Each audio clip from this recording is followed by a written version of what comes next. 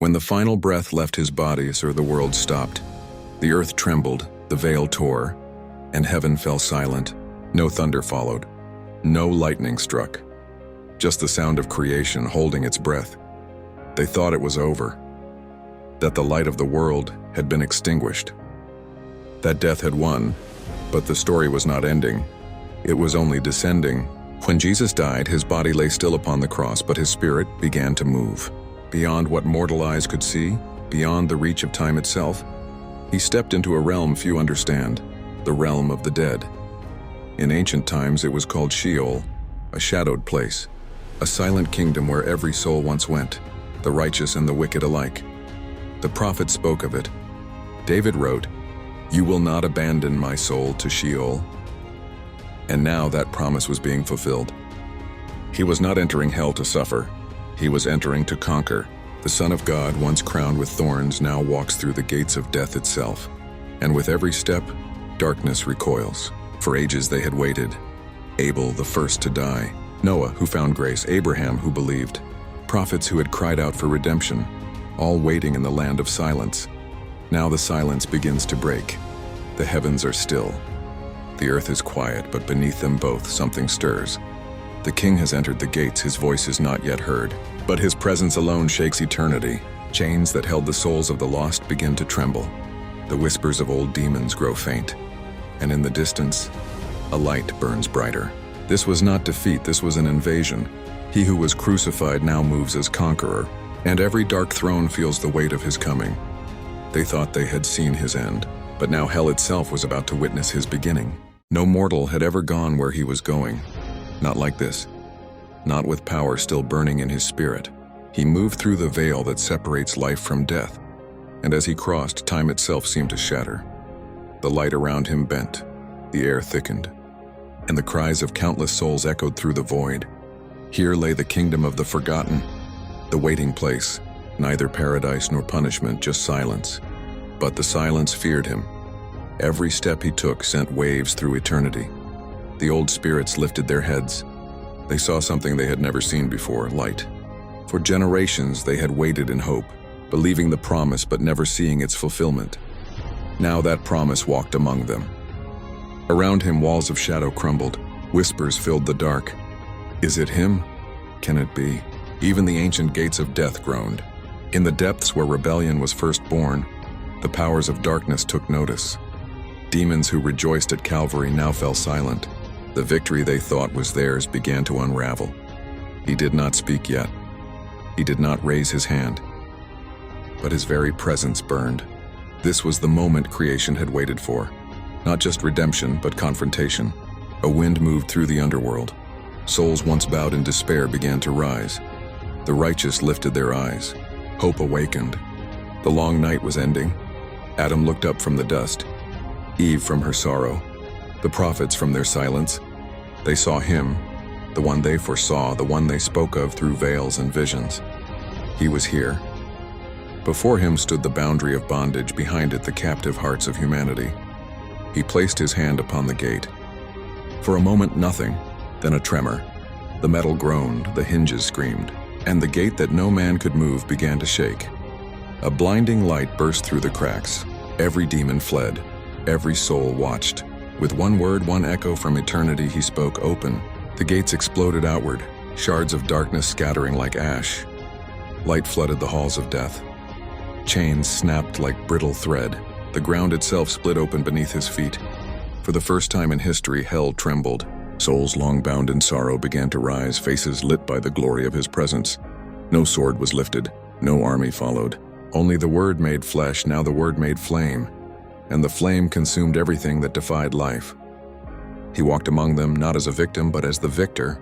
The lamb who was slain had become the lion in the shadows, and the enemy knew. His reign was ending. They had thought the cross was his defeat, but it had only been the doorway to their destruction.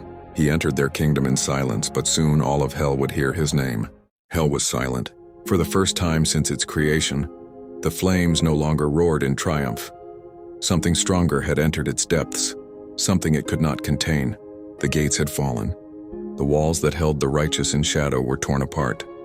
And through the wreckage walked Jesus, the Son of God, radiant in power. Every eye turned toward him. Souls that had waited for ages now saw the light of heaven standing before them, and the darkness itself seemed to cower.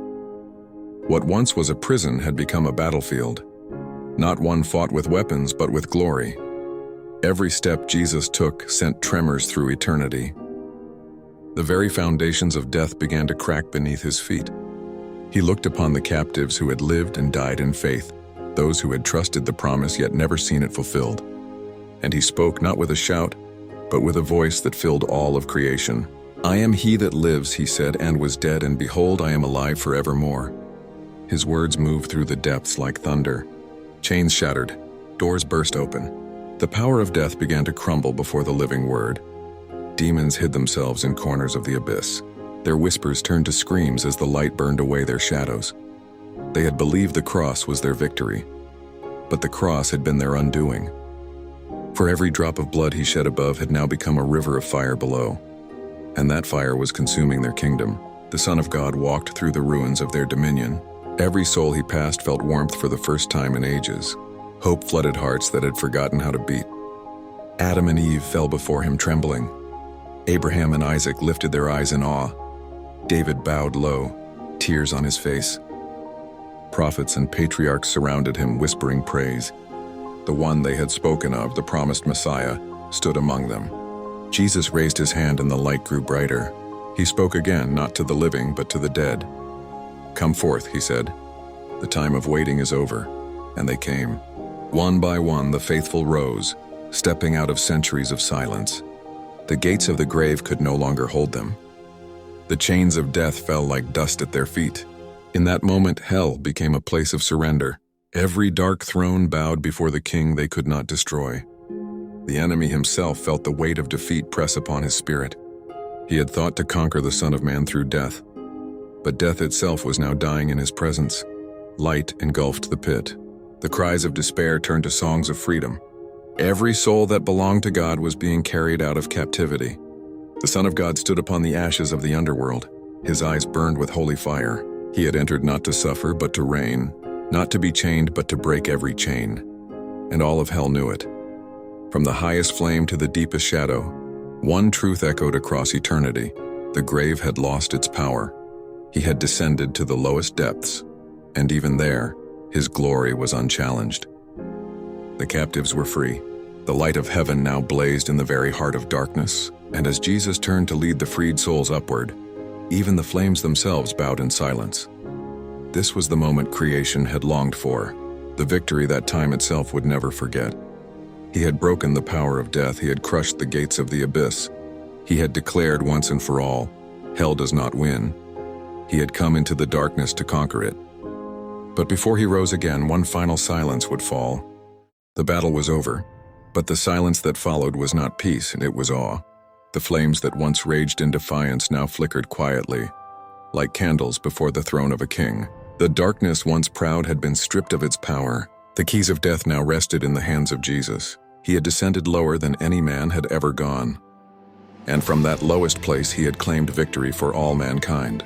The Son of God stood where no light had ever stood before. The sound of his footsteps echoed through eternity, and even the shadows bowed before him. All of hell had fallen silent. Every demon knew what had happened. Their kingdom was broken. Their grip on humanity shattered. The souls he had freed gathered behind him, radiant with the light of his glory. They had waited generations for this moment. And now they followed him upward, out of darkness toward the promise of dawn. Yet before the gates of life he paused, because his work was not yet finished. Above the earth, his body lay still in the tomb. The stone remained unrolled. The world still mourned, and heaven waited for the command that would shake creation once more. Jesus turned and looked back into the depths one final time. What had been a place of torment was now silent in defeat. He had faced death itself, and death had bowed. He whispered words that carried across the endless dark. "It is finished." But in that whisper was power. Not a statement of exhaustion, a declaration of completion. Every prophecy, every promise, every purpose fulfilled. The righteous souls rose behind him, surrounded by brilliance, no longer bound by shadow or time. They followed the Savior who had descended for them, the one who had walked through fire and shadow to bring them home. As they ascended, creation began to stir. The earth that had trembled at his death now felt the coming of life. The heavens sensed the shift. Something eternal was awakening. In the tomb, the air began to move. Stillness gave way to the faint rhythm of breath. The veil between life and death grew thin, and somewhere between worlds, the heart of the Son of God began to beat again. He had conquered death. He had broken the chains of hell. Now only one act remained: to rise. But that moment was not yet seen. It waited in stillness, wrapped in mystery. The angels watched. The universe held its breath. Even time itself seemed to stand still, waiting for dawn. Because when the stone would move, when the light would break across the morning sky, when Jesus would step from the grave, everything would change forever. For now he stands in triumph between two worlds, the conqueror of death, the redeemer of souls, the king who reigns even in the shadows. And as the last echoes fade from the depths, the story pauses. The light has won, but the world has not yet seen it. Not yet. He has conquered the grave beneath, but soon the grave above will open, and the world will see the risen King.